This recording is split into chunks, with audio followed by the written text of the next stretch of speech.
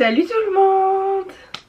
Enfin une nouvelle vidéo. On se retrouve aujourd'hui pour faire un petit bilan et en plus de ça je vais répondre à vos questions de ce merveilleux voyage, de ce merveilleux backpack qui a duré 3 mois. Je suis rentrée il y a un petit peu moins d'une semaine.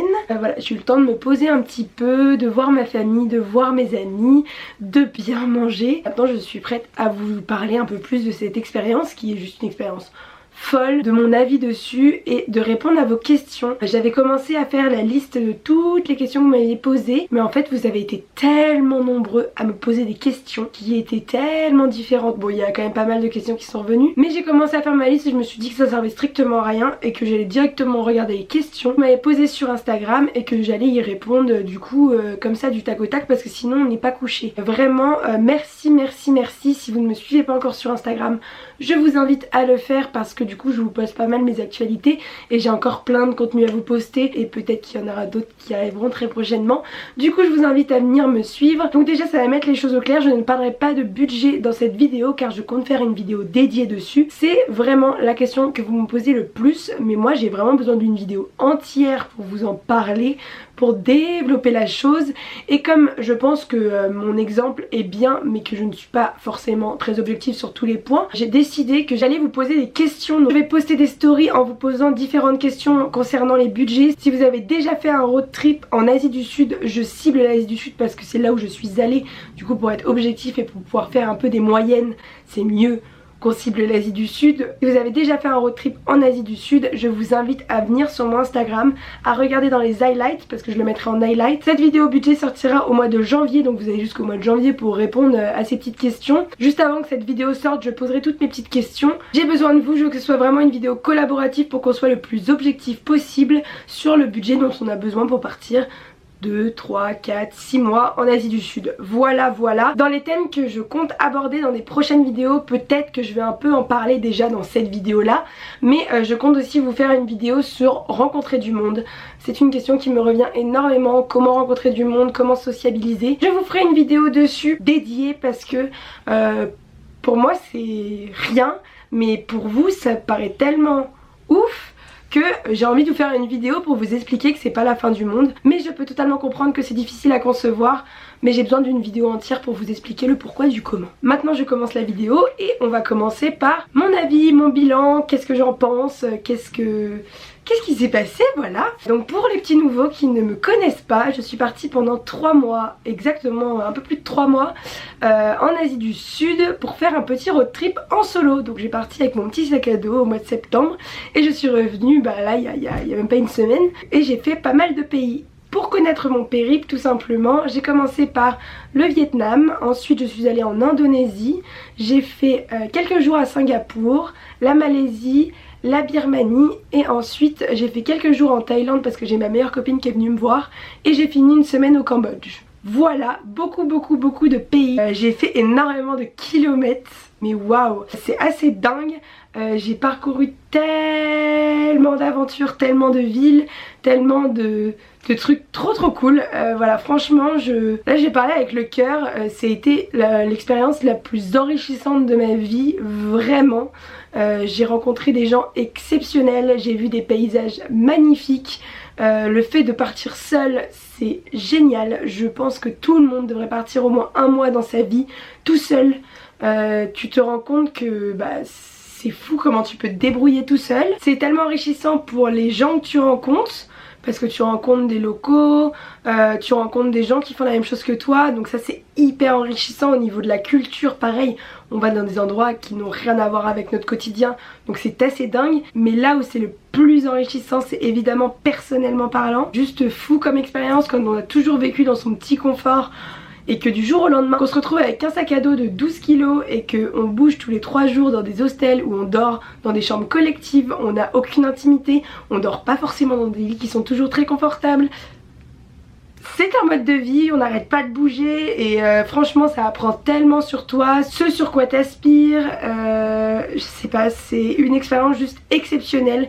Je ne regrette absolument pas de l'avoir fait. Pour tous ceux qui me poseraient des questions sur les sacs à dos, je n'y répondrai pas dans cette vidéo non plus parce que ma prochaine vidéo concernera tout simplement le sac à dos, qu'est-ce qu'il faut prendre dans son sac à dos, les indispensables, les trucs qui ont été inutiles pour moi, etc. Voilà, au niveau des gens que j'ai rencontrés, c'est incroyable le nombre de voyageurs, le nombre de gens qui voyagent seuls, c'est peu commun pour nous en France, mais il faut savoir que partout dans le reste du monde c'est hyper commun. Je suis hyper contente d'être revenue aussi parce que évidemment mon quotidien me manque. Moi j'ai eu la chance pendant mon voyage et franchement je considère ça comme une chance parce que j'ai rencontré énormément de monde où c'était totalement l'opposé. Il y a énormément de gens qui partent en voyage et qui se disent jamais j'ai envie de revenir, 3 mois c'est pas assez, blablabla. Moi au bout du premier mois je me suis dit merde, genre je vais jamais avoir assez de temps pour faire tout ce que j'ai envie de faire, c'est la course, non. Et en fin de compte, au bout des 2 mois et demi, je me suis dit bah en fait j'ai trop de chance parce que moi j'ai envie de rentrer chez moi, j'aime ma famille, j'aime mes amis, j'ai des amis qui sont géniaux, j'aime ma ville, j'aime habiter à Paris, j'aime mon quotidien,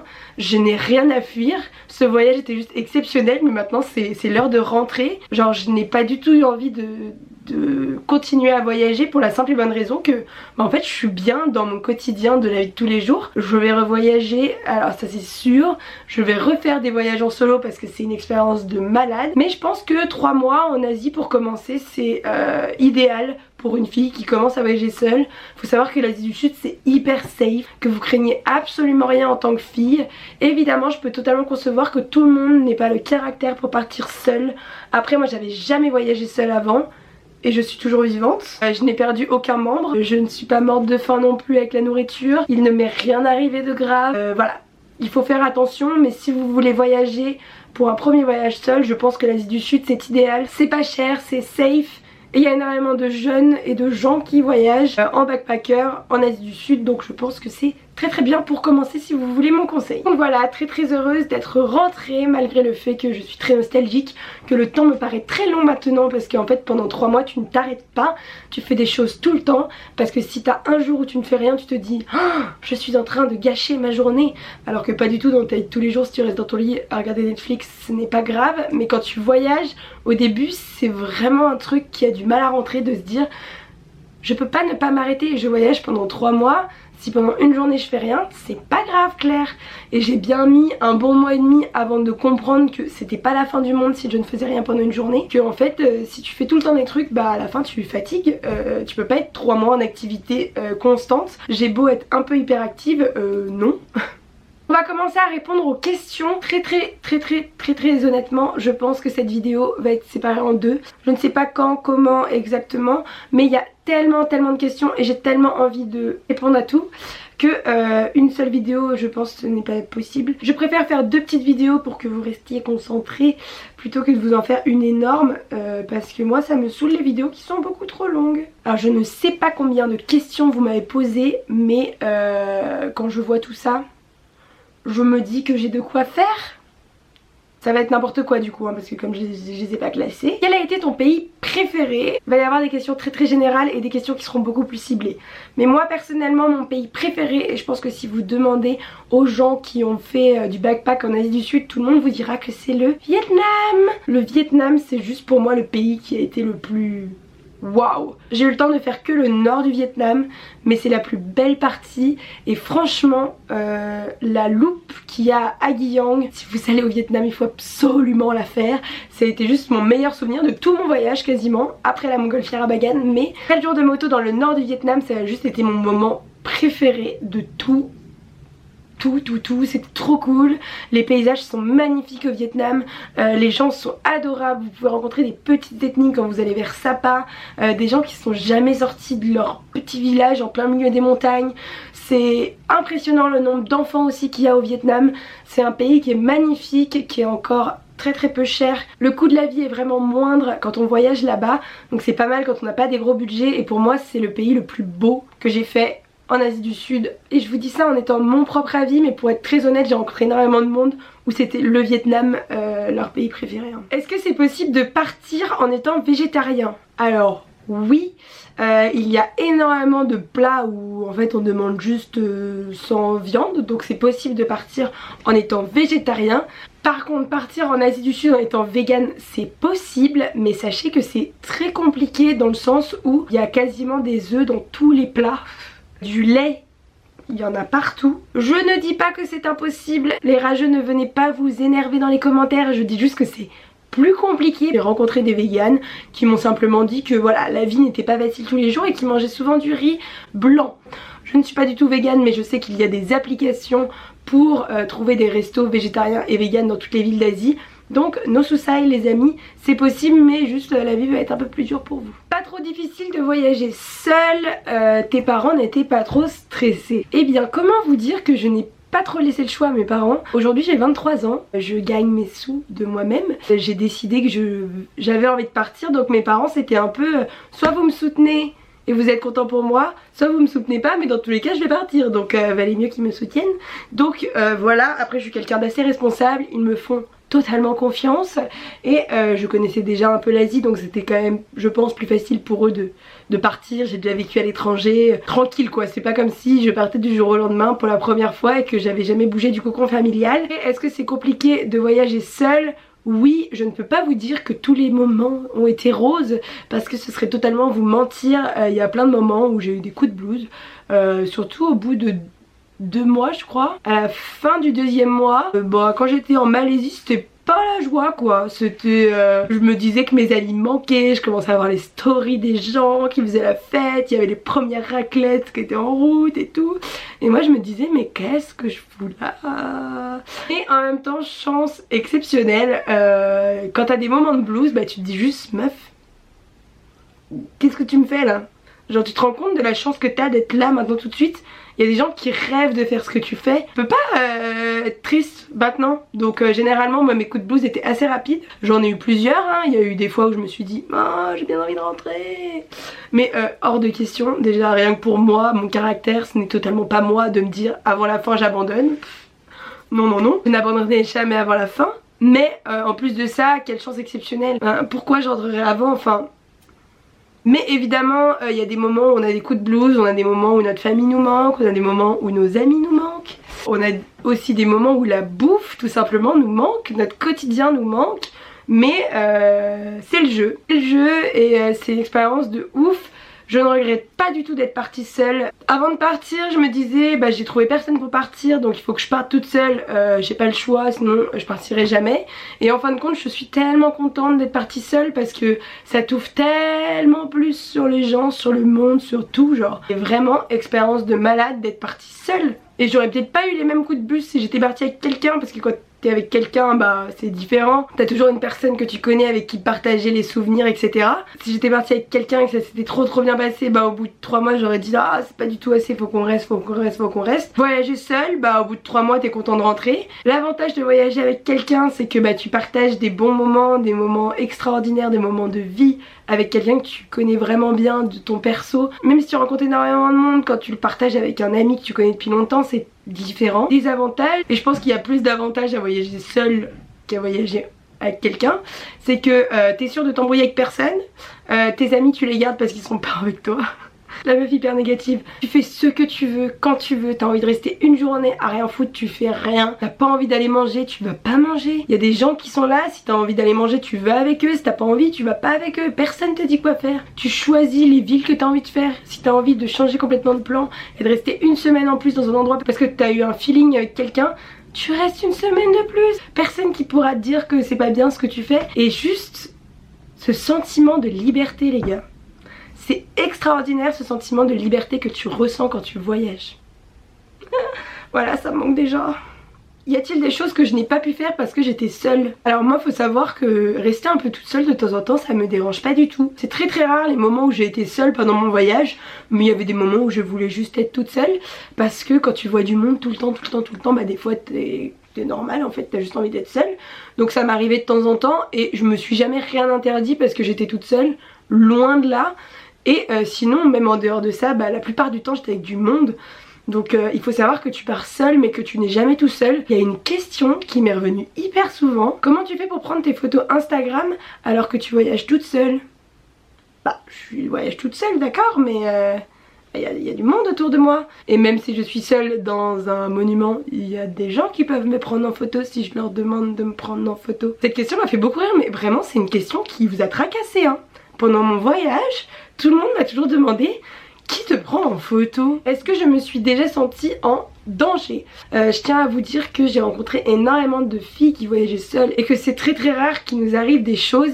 Il faut être vigilant, il faut faire attention, mais c'est comme partout, je pense qu'on peut se faire agresser à Paris autant que au Vietnam ou que à Singapour. Peut-être pas à Singapour parce que c'est hyper surveillé, mais à Kuala Lumpur. Moi personnellement je me suis jamais sentie en danger. Il m'est déjà arrivé des petites anecdotes. D'ailleurs j'ai fait une vidéo anecdote, si vous voulez la regarder, je vous la mets juste là. Je me suis jamais sentie en danger pendant mon voyage et franchement c'est très rare. Il faut vouloir se mettre dans la mouise pour se sentir en danger. Est-ce que je me suis fait des amis pendant mon voyage? Évidemment, évidemment. Il y a plein de gens que je compte revoir après mon voyage. La première, vous l'avez suivie si vous me suivez depuis le début, c'était Margaret. C'est une Hollandaise que j'ai rencontrée au tout début de mon voyage. Première journée toute seule, elle aussi c'était la première journée toute seule. Et on a passé 10 jours ensemble au Vietnam. Mais vraiment coup de cœur amical, cette fille est trop cool. Elle est encore en voyage, elle est en Nouvelle-Zélande. On s'y est encore au courant. On a commencé ensemble notre voyage solo. Je pense que même pour elle, bah, on a un lien qui est un peu... qui est trop cool mais auquel on s'attendait trop pas, et comme c'était notre première expérience, bah enfin voilà, c'était trop cool. Donc elle, c'est sûr que je vais la revoir. J'ai rencontré quelques Français que c'est sûr que je vais revoir. Il y a des gens qui voyagent encore dans le monde et qui m'ont dit ah je voyage pour 1 an et demi, si tu veux venir me rejoindre en Amérique latine. Oui, donc on verra, mais en tout cas je reste en contact avec quasiment tout le monde sur Instagram. On répond encore en story et tout, et franchement expérience de ouf rien que pour ça. Comment organisais-tu les choses à faire sur place? Il y en a qui m'ont demandé si j'utilisais des agences de tourisme, de voyage. Pas du tout. Pour être très honnête, je ne suis pas du tout quelqu'un d'organisé. Je réservais mes hostels 1 ou 2 jours à l'avance, voire le jour même. Ça m'arrivait très souvent d'arriver dans des villes et de ne pas du tout savoir ce qu'il fallait faire. Sachez que dans les hostels, les auberges, vous avez toujours des petits papiers à l'entrée qui vous expliquent un peu ce qu'on peut faire dans la ville. Si vraiment j'avais envie de me renseigner, j'allais sur internet regarder un peu les blogs pour voir ce qu'il y avait à faire. Mais généralement je partais un peu à la One Again Abyss to Fly et je me renseignais directement sur place, où je demandais à des gens ce qu'ils faisaient le lendemain, enfin voilà quoi, je me prenais pas trop la tête, pas trop d'organisation. Et en ce qui concerne quand j'arrive dans un pays, il y a des pays où je suis arrivée, je ne savais pas du tout quoi faire. Par exemple à Giang, la loupe dont je vous ai parlé juste avant, je ne savais pas du tout qu'on pouvait faire ça au Vietnam. J'ai juste suivi une Hollandaise avec qui je m'entendais bien et voilà, donc c'était un peu genre... on suit, on verra bien. Quelle langue parlais-tu avec les autres? Ça pareil, on m'a pas mal demandé comment je communiquais avec les étrangers. Je suis partie déjà il y a 2 ans en Asie. J'étais partie à Bangkok pour un échange universitaire et là-bas j'ai eu la chance de passer 6 mois avec des gens qui ne parlaient pas du tout français. Mon niveau en anglais est plutôt pas mal. Quand je suis arrivée là-bas il y a 2 ans c'était une catastrophe, mais bon à force de parler, maintenant mon niveau d'anglais est plutôt cool. Mais pour être très honnête, il y a plein de gens qui partent avec un niveau comme moi il y a 2 ans. Donc c'est totalement possible d'apprendre l'anglais. Si vous avez des bonnes bases d'école et que votre anglais n'est pas très fluide ou que vous réfléchissez un peu trop pour parler, etc., c'est pas grave, vous pouvez totalement vous débrouiller. Vous allez forcément communiquer avec des gens si vous partez seul. Votre anglais va venir tout seul. J'ai rencontré plein de gens qui m'ont dit, moi je suis arrivée il y a 4 mois, je parlais super mal anglais et aujourd'hui je me débrouille super bien, donc nanana. C'est juste un effort à faire, mais franchement ne vous freinez pas pour la langue. Évidemment il faut quand même avoir les bases si vous voulez pas rester tout seul, mais il y a énormément de gens qui sont très compréhensifs. Il y a des gens qui parlent très mal anglais aussi, hein, vous inquiétez pas. Donc ne vous freinez pas pour la langue, tout est surmontable. Est-ce que ce trip t'a aidé à améliorer ton anglais? Je dirais oui, parce qu'on s'améliore toujours. Je me suis fait des petites listes de vocabulaire sur Quizlet. Je peux parler anglais avec des gens pendant des heures et des heures. Je suis arrivée à un niveau où genre c'est plus possible d'améliorer en parlant juste avec les autres.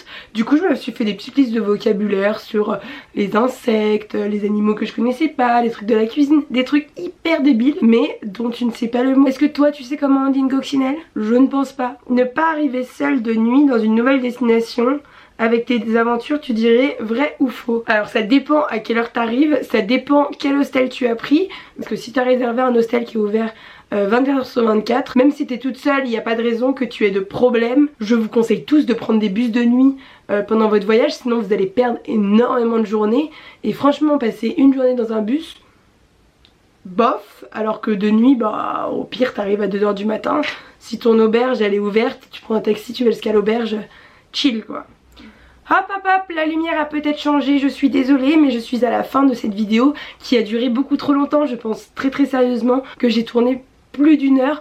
Donc cette vidéo se séparera en 2 parties. Vous venez de voir la première partie, la deuxième arrivera du coup très rapidement puisqu'elle est déjà filmée. Je vous mettrai ça en ligne très prochainement pour que vous ayez la suite de la FAQ. En tout cas j'espère que cette petite vidéo vous a plu. Si elle vous a plu, n'hésitez pas à mettre un petit pouce en l'air.